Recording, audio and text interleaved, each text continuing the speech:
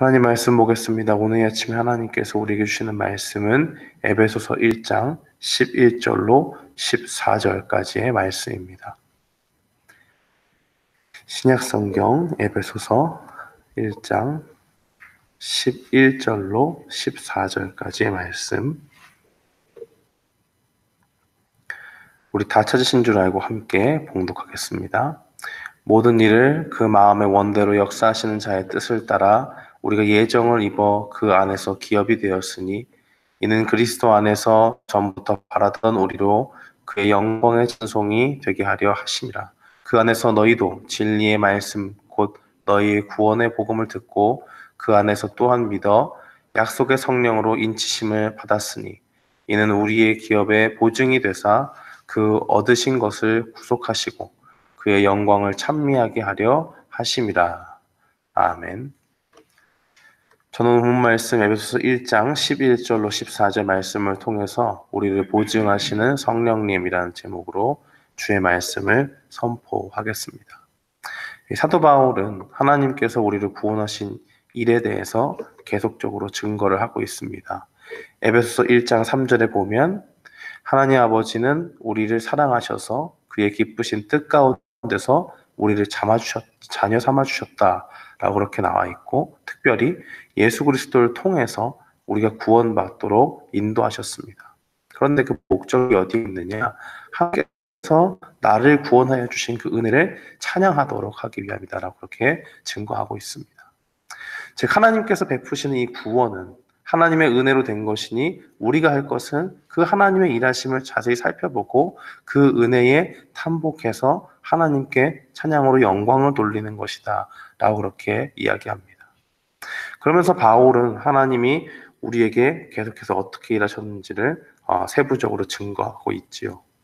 그래서 우리가 첫 번째 살펴본 것은 성부 하나님께서 우리에게 구원의 계획을 세우셨고, 창세 이전의 사랑 가운데서 우리를 구원하시기 위해 택하셨다라는 것을 봤고요. 또 성자 하나님께서 그 성부 하나님의 구원의 계획을 성취하시는 분으로 이 땅에 오셔서 우리를 위해서 피 흘려 죽으시고 우리 죄를 용서해 주셨다라고 그렇게 증거했습니다.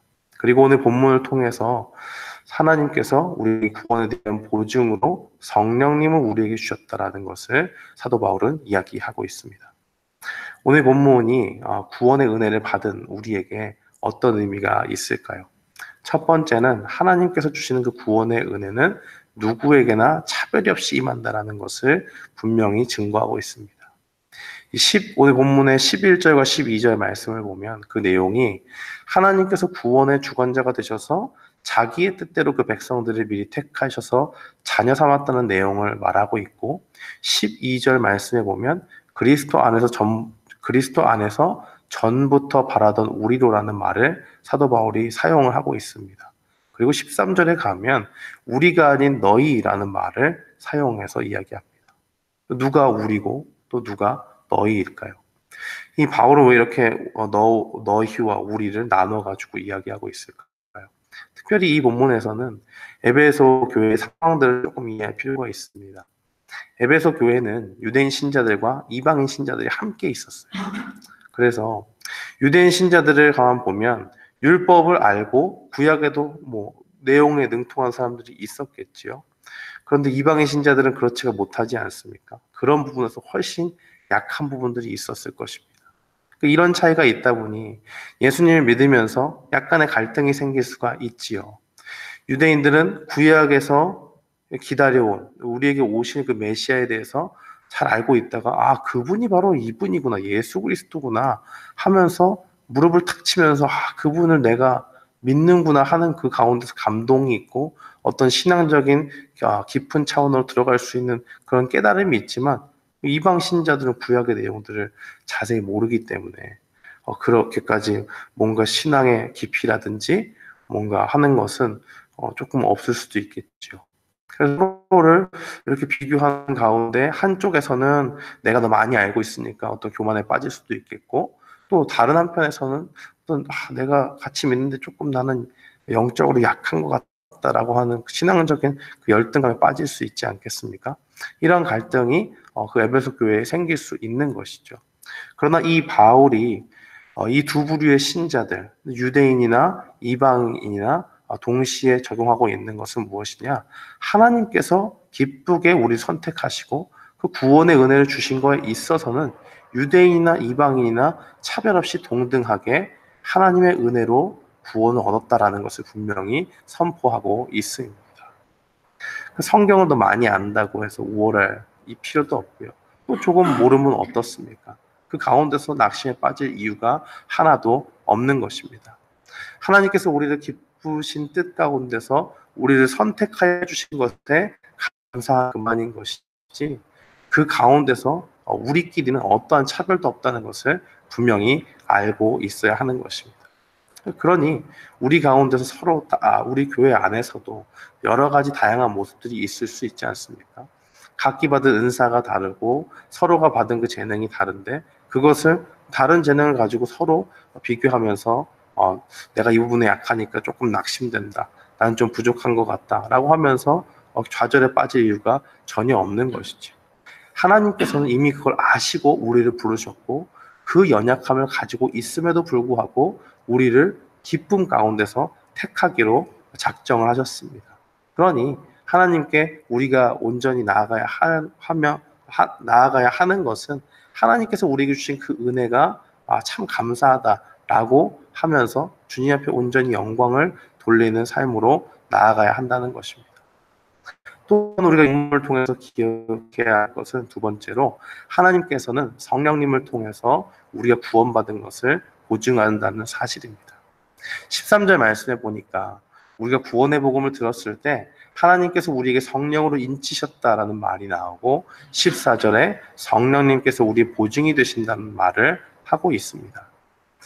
이 말과 관련해서 조금 신약 성경의 로마서 8장을 살펴보기 원하는데, 14절과 17절 로마서 8장 그곳에서 이렇게 증거합니다. 무릇 하나님의 영으로 인도함을 받는 그들은 곧 하나님의 아들이라. 너희는 다시 무서워하는 종의 영을 받지 아니하였고 양자의 영을 받았으므로 아바 아버지라 부르짖느니라. 성령이 친히 우리 영으로 더불어 우리가 하나님의 자녀인 것을 증거하시나니, 자녀이면 또한 후사 곧 하나님의 후사요 그리스도와 함께한 후사니, 우리가 그와 함께한 영광을 받기 위하여 고난도 함께 받아야 될 것이니라 라고 그렇게 로마서 8장은 증거하고 있습니다. 한마디로 성령님은 우리가 구원받은 자녀임을 증거하십니다. 마치 왕이 자신이 쓴 친필 편지를 붙일 때에 그 편지 봉투 밖에 그 왕의 인장을 찍어가지고 이것은 내가 쓴 것이 확실하다라고 그렇게 보증한 것과 같이, 성령님이 우리가 예수 그리스도를 믿으며 나아갈 때에 우리 가운데 임하여 주신다는 것입니다. 그리고 나서 또 하나 사용하고 있는 이 바울의 용어, 보증이라는 말이 있죠. 이것은 경제적인 용어인데 물건을 사고 파는 일에 있어서 지불되는 계약금을 이야기합니다. 쉽게 하면 우리에게 얘기하면 디파짓이죠. 디파짓을 왜 합니까? 계약을 파기할 목적으로 디파짓하는 사람 없습니다. 계약을 할 때 디파짓을 거는 것은 반드시 내가 이 계약을 이행하고 완수하겠다는 징표로서 주는 것입니다. 즉 하나님께서는 우리에게 성령을 왜 주셨느냐? 하나님께서 우리에게 구원의 은혜를 베푸셨다. 그리고 내가 이것을 끝까지 이행하시겠다는 보증으로서 성령님을 우리에게 주셨다는 것입니다. 그러니 우리의 구원은 흔들리지 않습니다. 누구도 우리에게서 하나님이 주신 그 구원의 은혜를 빼앗아갈 수 없습니다. 왜냐하면 성령님께서 우리 안에 계시고 그것이 우리가 하나님의 자녀인 줄을 증거하기 때문에 그렇습니다. 그러면 이렇게 확신하고 우리가 하나님의 자녀다라는 것을 확신하고 구원받은 하나님의 자녀가 바로 나다라는 것을 확신한다면 우리는 어떻게 살아야 되겠습니까? 우리에게 두 가지가 요구됩니다. 첫 번째는 성령님을 의지해서 우리가 날마다 우리가 아버지라 부를 수 있는 하나님을 더욱더 닮아가도록 간구해야 됩니다. 로마서의 말씀은 우리가 그리스도의 영, 성령을 받아서 하나님을 아버지라고 부른다고 그렇게 증거합니다. 부모를 닮지 않은 자녀는 있을 수가 없는 것이죠. 그러니 우리가 성령님을 통해서 하나님을 자녀라고 부를 수 있는 그 특권을 가졌다면 우리에게 마땅히 요구되는 바는 그 아버지이신 하나님을 닮아가는 거룩한 성품을 가져야 한다는 것이고, 그 거룩한 성품은 공짜로 오는 것이 아닙니다.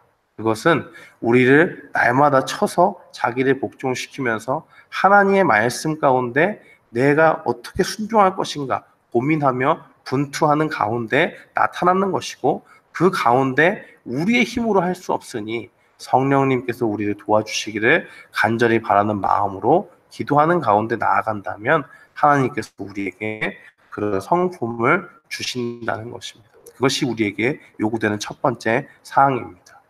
두 번째로 우리에게 요구되는 것은 우리가 하나님의 자녀라면 고난도 기쁘게 여길 줄 알아야 됩니다.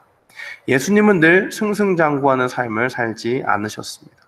그의 공생애를 보면 마국간에서 나시고 그 인생의 우여곡절을 많이 겪으시고 때로는 능력을 행하셔서 무리들이 찬양하고 높임을 받고 막 이런 일들이 있었지만 다른 때는 무리가 칭송했던 그 자들이 갑자기 태도를 바꿔가지고 비난하고 조롱하고 십자가에 못 박으라고 이야기하고 그렇게 이야기하는 그 치욕의 순간들도 경험하셨습니다.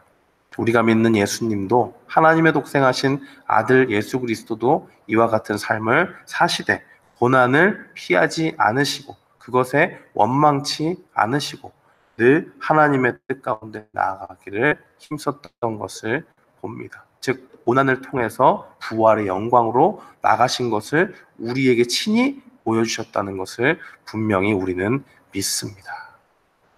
그러니 우리 삶에도 높고 낮아짐의 그 굴곡이 있을 때에 높아질 때는 하나님 찬양하고 낮아질 때 하나님 원망하는 것이 아니라 높을 때나 낮을 때나 우리 주님 예수 그리스도가 하신 그 길을 묵상하면서 그래 신자의 삶이 이럴 수 있지. 이 가운데 하나님이 나에게 끝내는 영광의 순간으로 나를 이끌어 주신다 하는 그 소망 가운데 나아갈 수 있습니다. 그러니 우리는 고난을 만날 때 감내하는 일들이 필요하고 우리 주 예수 그리스도께서 가신 그 길을 나도 간다라는 그 생각을 가지고 주 앞에 나아가야 되는 일들이 반드시 필요합니다. 사랑하는 성도 여러분, 우리는 하나님의 자녀로 부르심을 받았고 하나님께서는 그 구원에 대한 확증으로 성령님을 우리에게 보내주셨습니다. 우리가 성령의 사람이라면 성령님을 통해서 떨어질 수 없는 그 구원을 받은 하나님의 자녀라면 우리가 날마다 주님을 닮아가고 그 우리 인생 가운데서 고난을 주실 때에 그것을 감내하며 나아가야 됩니다. 이 사실을 기억하면서 오늘 하루도 주님의 뜻 가운데서 우리의 삶을 승리로 이끌어 나가는 우리 모두가 되기를 주님의 이름으로 축원합니다. 아멘.